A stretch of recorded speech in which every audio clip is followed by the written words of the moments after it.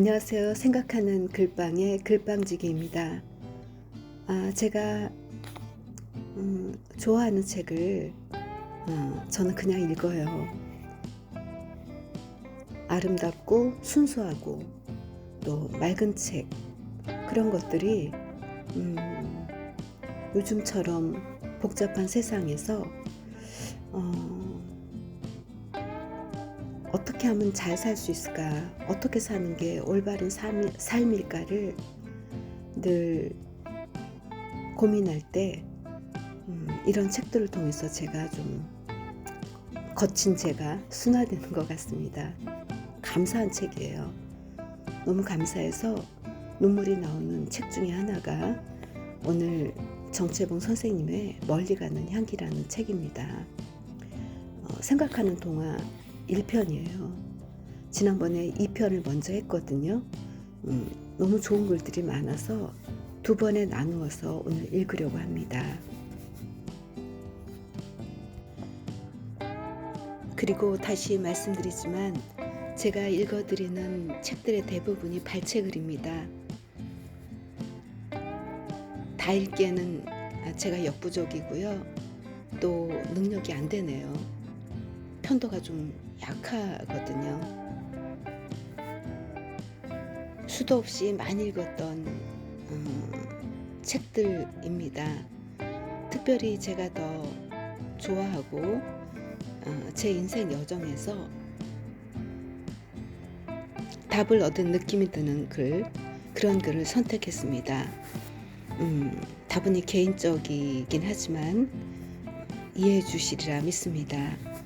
그러면 시작해 보도록 할게요.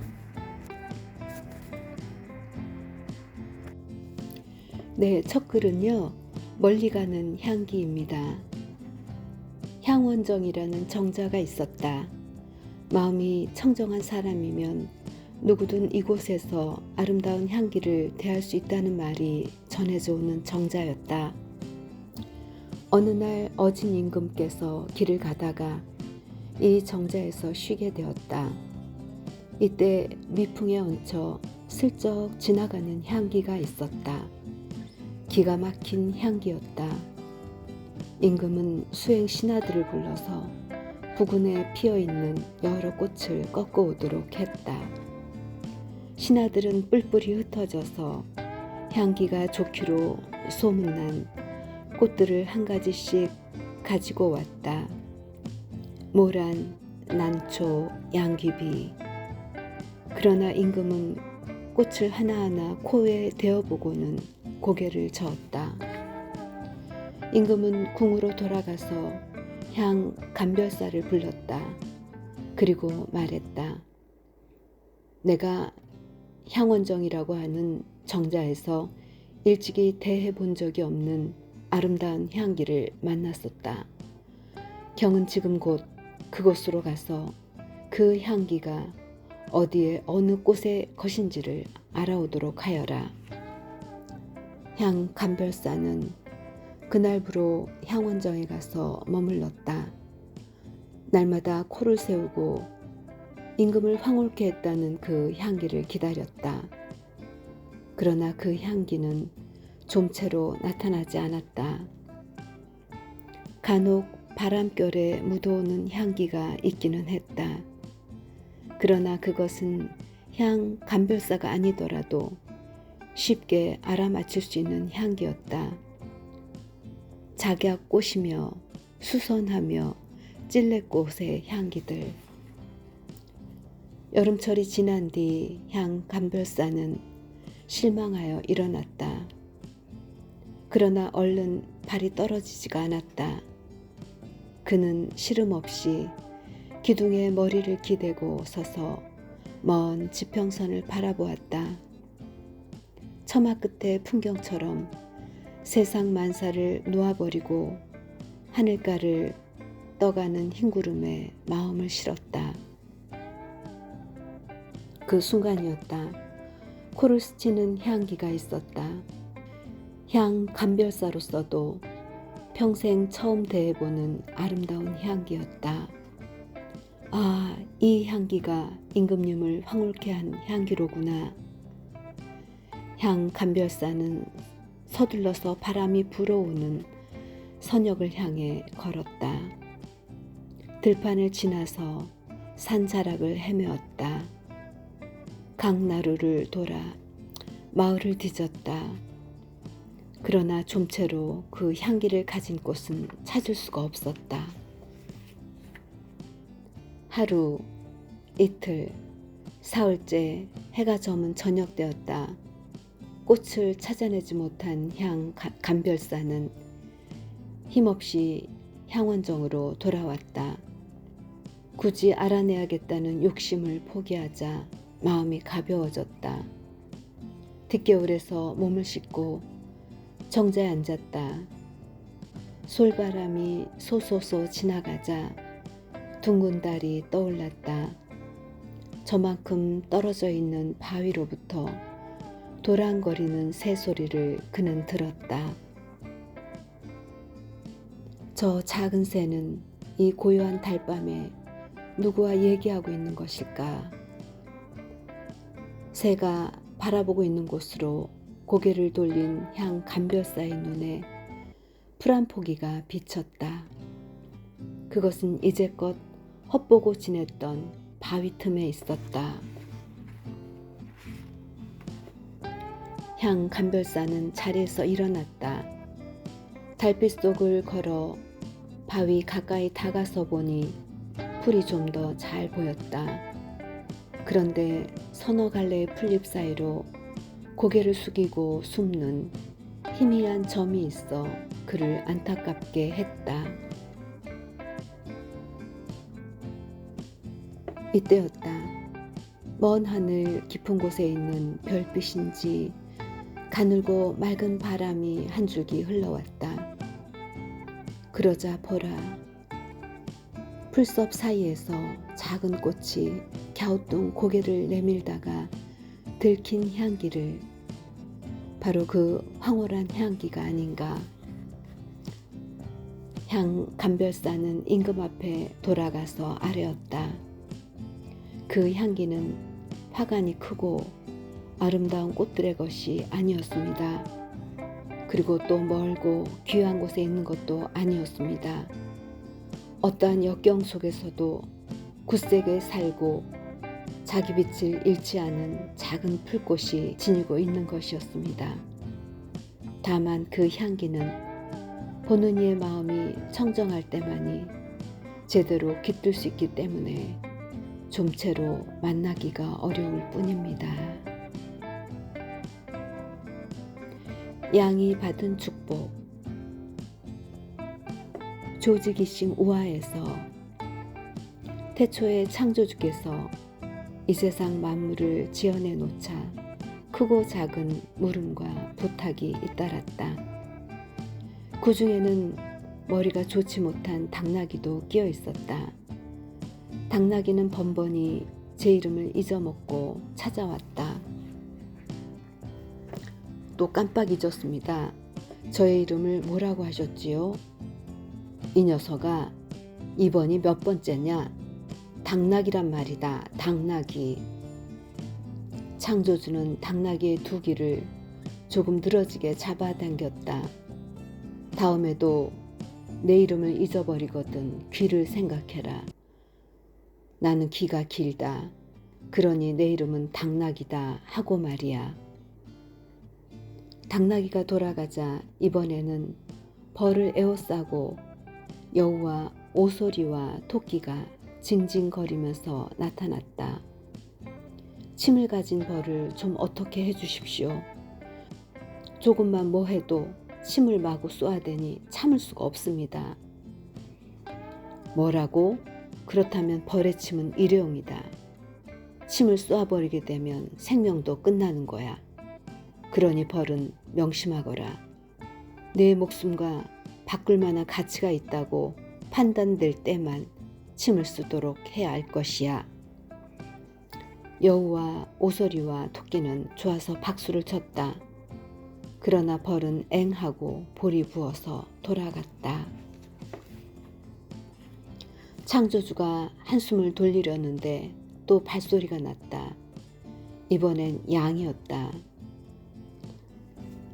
아버지, 다른 짐승들이 저를 얕잡아 보고 못살게 굴어서 견딜 수가 없습니다. 저희 고통을 좀 덜어주십시오.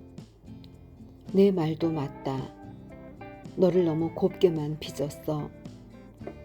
창조주는 한참 있다가 은근히 물었다. 그렇다면 너의 일을 옥리로 하고 내 발톱을 갈퀴 발톱으로 바꿔줄까? 아, 아닙니다. 저는 육식하는 맹수들과 같이는 되고 싶지 않습니다. 저는 지금의 풀을 뜯어먹고 사는 생활에 만족합니다. 그럼 너의 입속에 독을 감춰둘까? 아이고, 그건 더 싫습니다. 뱀들처럼 미움을 받고 살기는 싫어요. 그렇다면 너의 이마에 뿔을 달아주면 어떨까? 그것도 안 되겠어요. 염소는 걸핏하면 뿔로 받으려 하거든요. 창조주는 말했다. 참 딱하구나. 너를 해치려 하는 자를 막자면 너 자신이 그들을 해칠 수 있어야 하는데 내가 그래야만 하다니. 양은 한숨을 쉬면서 쓸쓸히 말했다. 그러하시다면 아버지, 이대로 저를 내버려 두십시오. 누구를 해칠 능력을 가지면 해치고 싶은 욕망이 일어날까 두렵습니다. 옳지 않은 일을 하기보다는 옳지 않은 일을 당하고 사는 편이 차라리 나을 것 같습니다. 양은 돌아서 갔다. 이를 본 창조주는 어느 누구에게보다도 큰 축복을 양에게 내렸다. 오, 착하고 착한 양아, 너는 힘이 없어도 땅에서 대우를 받고 살게 될 것이다. 너의 이름은 어진이들의 상징이 될 것이며 어느 힘센 짐승보다도 자자손손 번성할 것이다. 어떤 사람, 그는 동네 길을 어제처럼 발한테 맡기고 걷다가 하수도 공사 중인 구멍 속으로 빠지고 말았다. 그는 투덜거렸다. 재수가 더럽게 없는 날이군. 1년째 눈 감고 다녀도 아무 일 없더니. 그는 발명품 전시회장에 가서 중얼거렸다. 아하, 내가 발명하려고 했던 것이 벌써 나왔구나. 복사기도 그랬었지. 아이디어는 내가 먼저였는데 말이야. 그의 방에는 가구들이 진을 치고 있다. 그는 그것들에 갇혀서 어깨 한 번, 허리 한 번 마음껏 펴지도 못한다. 텔레비전이 부르면 텔레비전한테 달려가고 전축이 부르면 전축 앞으로 대령하고 그는 날마다 결심한다. 오늘은 그냥 이대로. 그러나 내일부터는 오늘 하루만. 그러나 내일부터는 내일 두고 보자. 친구를 모함한다. 교회 가서 빈다. 친구를 다시 모함한다. 교회 가서 다시 빈다. 이번에는 교회 가서 빌거리를 만들기 위해 친구를 모함한다. 그는 남의 화제에는 절대 궁하지 않다. 유명 여배우의 간통 사건, 상대의 신상 명세와 자주 드나들던 호텔 이름과 방 호수, 유명 가수의 키와 몸무게, 가슴 둘레며 좋아하는 음식, 키우고 있는 개의 이름, 유명 선수의 타율과 홈런, 도루 기록, 잘 부르는 노래 공명, 승용차의 이름, 번호. 그가 모르는 것은 자기 자신에 관한 것이다. 나는 어디에서 왔는지, 나는 지금 어디로 가고 있는지, 나는 무엇 때문에 살고 있는지. 그는 우연히 코미디 극을 보았다. 자기 생각이라곤 1푼어치도 없이 그저 로봇처럼 움직이다가 하수구에 빠지는 배우를 보고 그는 배를 잡고 웃었다. 저런 녀석도 사람이라니.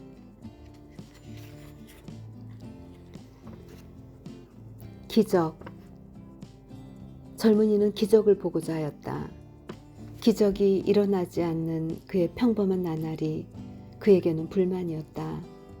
해가 뜨고 지고 바람이 일다가 가고 간혹 비가 오다가 그치고 어제와 같은 오늘이 오늘과 같은 내일이 그는 불만이었다. 젊은이는 날마다 기적을 일으킨다는 도인을 찾아 나섰다. 물어서 도인이 도중도라는 외딴 섬에 살고 있다는 것을 알아내었다. 젊은이는 그 섬으로 가는 배를 타기 위해 포구에 이르렀다. 때마침 바다에는 폭풍 경보가 내려져 있었다. 객선은 닻을 내리고 있었고 사람들은 하염없이 선창에서 서성거리고 있었다. 젊은이는 여인숙을 찾아갔다. 배가 출항할 때까지 묵어갈 방을 얻었다. 그 방은 여인숙의 문간에 딸려 있었다. 그것도 먼저 들어있는 손님과 합숙해야 할 처지였다. 젊은이는 선객과 인사를 나누었다. 도중도에 사는 김영감이옵시다. 내륙에 사는 이총각입니다.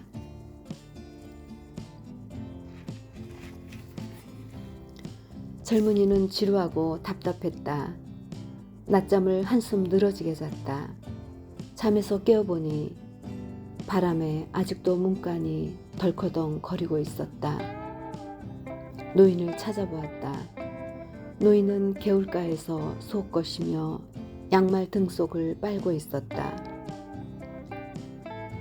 날씨가 나쁜데 무슨 빨래를 합니까?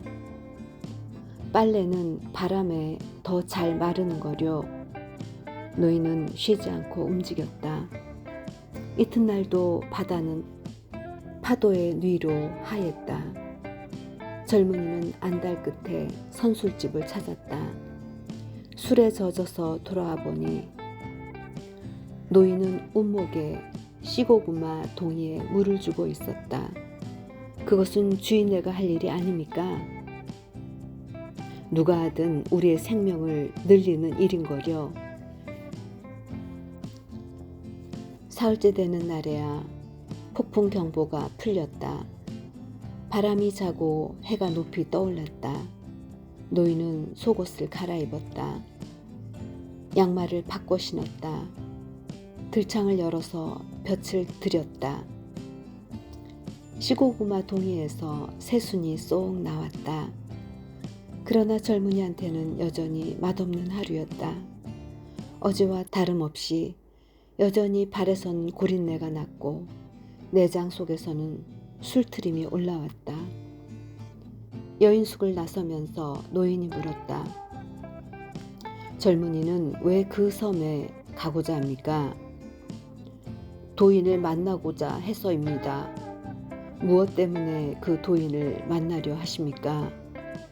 날마다 기적을 행하고 있다니 그것을 제 눈으로 확인하고 싶어서입니다. 노인이 선창 쪽으로 발을 옮겨 놓으면서 말하였다. 그렇다면 당신은 이미 기적을 보았소이다. 어디서나 지금의 최선을 다하여 의롭게 살면 그날이 곧 기적의 새날이요.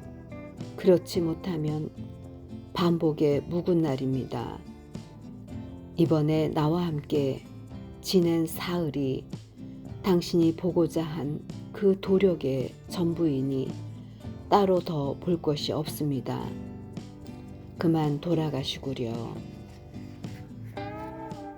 어느 날 갑자기 남들처럼 열심히 마련하기 위하여 살아가는 이 씨, 전세방을 얻기 위하여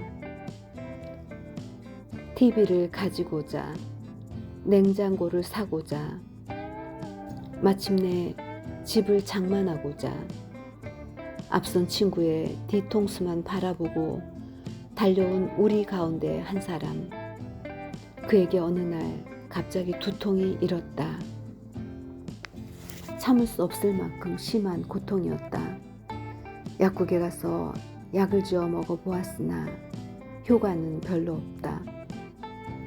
직장 동료의 권고에 따라 종합병원으로 가서 진찰을 받았다. 평소 안면이 있는 의사가 심각한 얼굴로 나타났다. 아직 단정적으로 말씀드리기에는 이르지만, 그럼 암이란 말입니까?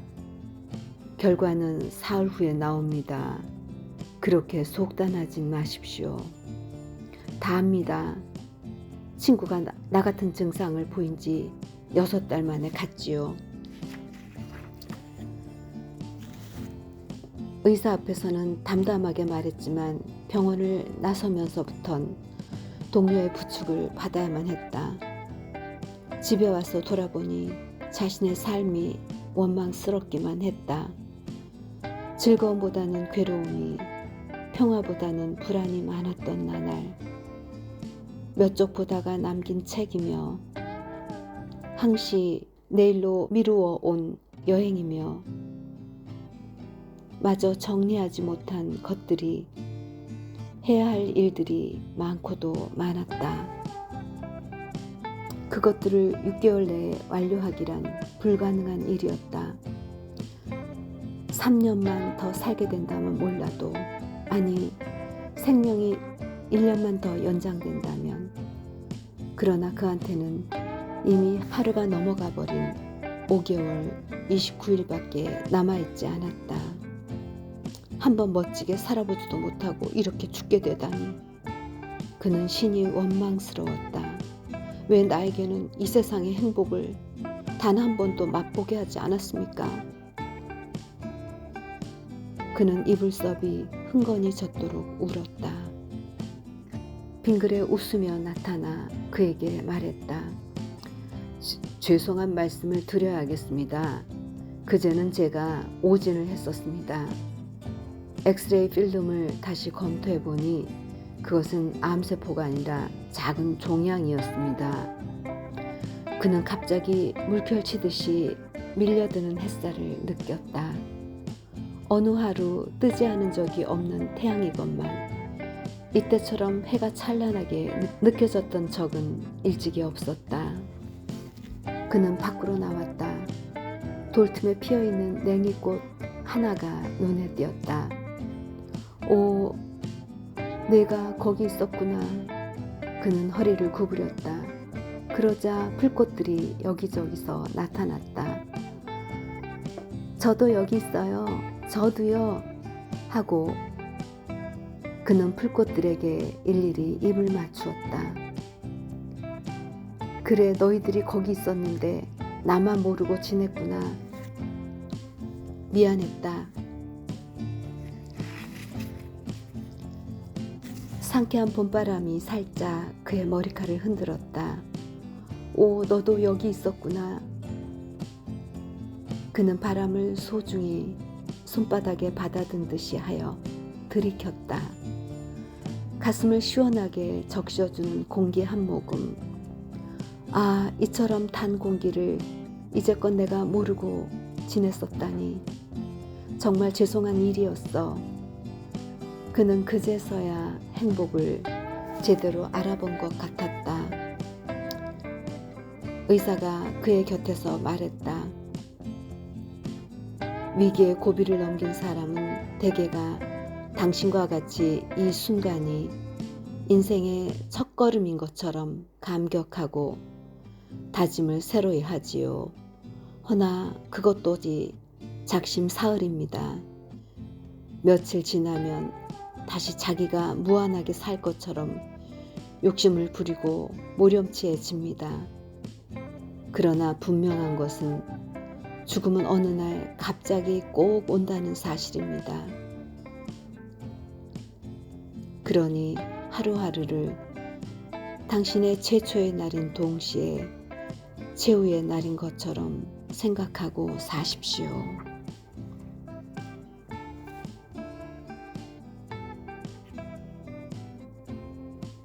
새벽 달빛. 그가 아이였을 때 새벽달은 종종 보았다. 마루 끝에 서서 길게 달빛 같은 오줌을 누던 것을 간혹 어머니한테 들켜서 꾸중을 들었으나 그는 이런 핑계를 대곤 했다. 달빛하고 누가 더 하얀지 보려고요. 소년이 되자 그는 집이 가난하여 우유 배달을 하였는데 그때 새벽달하고 가장 정이 들었었다. 어떤 날은 윗사람으로부터 야단을 맞고 눈물을 방울방울 흘리기도 했었다. 그러면 달빛은 하얀 손수건처럼 그의 뺨 위에 내려서 그를 위로하곤 했다. 청년 시절에도 그는 새벽달과 친히 지냈다. 도서관에를 새벽 달빛 속에서 찾아가기도 하고 돌아오기도 했다. 어느 날 그는 새벽달한테 주먹을 쥐어 보이며 다짐을 했다. 두고 봐라. 난 반드시 이루고 말 테다. 그런데 그가 머리를 빗어 넘기고 넥타이를 매면서부터였다. 그가 점점 새벽달한테 보이지 않게 된 것은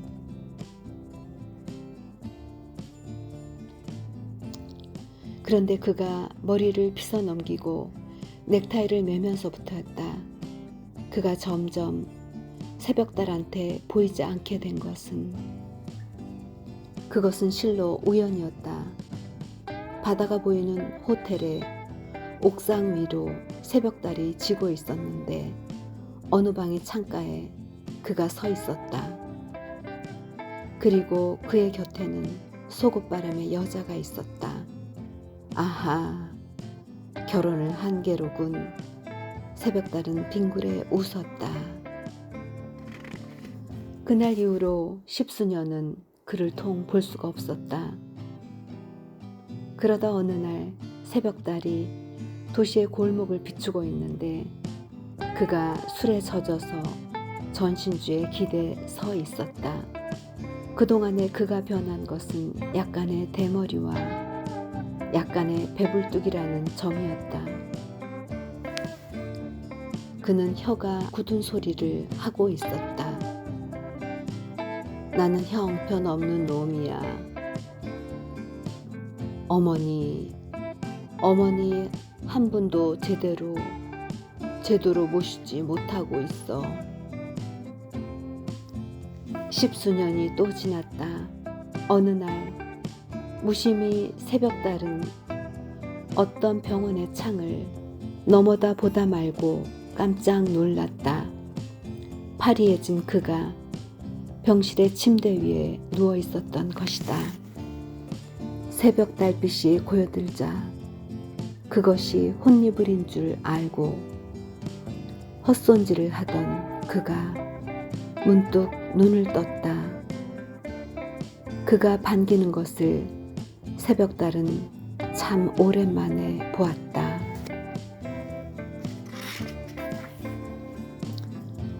그가 힘없이 말했다. 나는 그동안 너무도 헛살아 온 것 같아.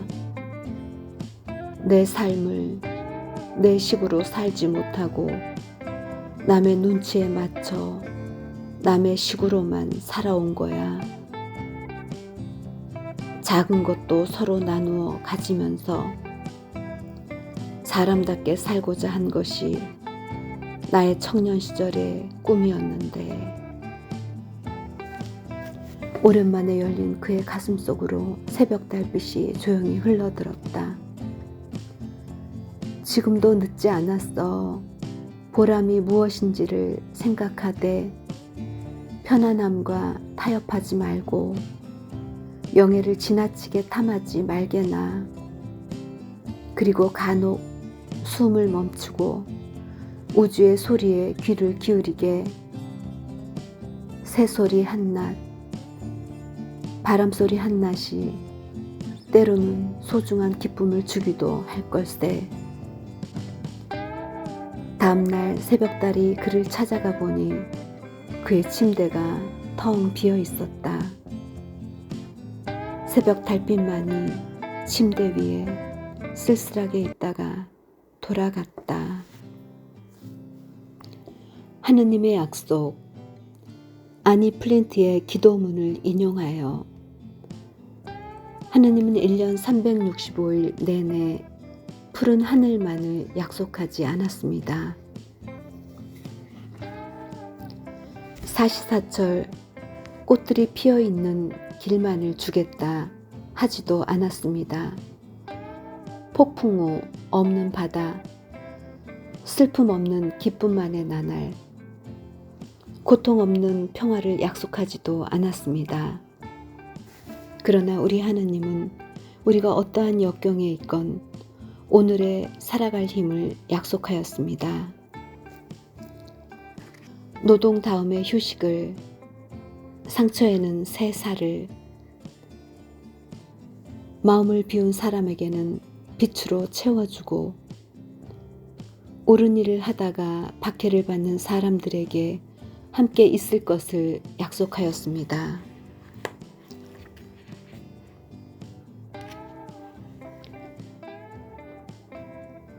함께 있을 것을 약속하였습니다.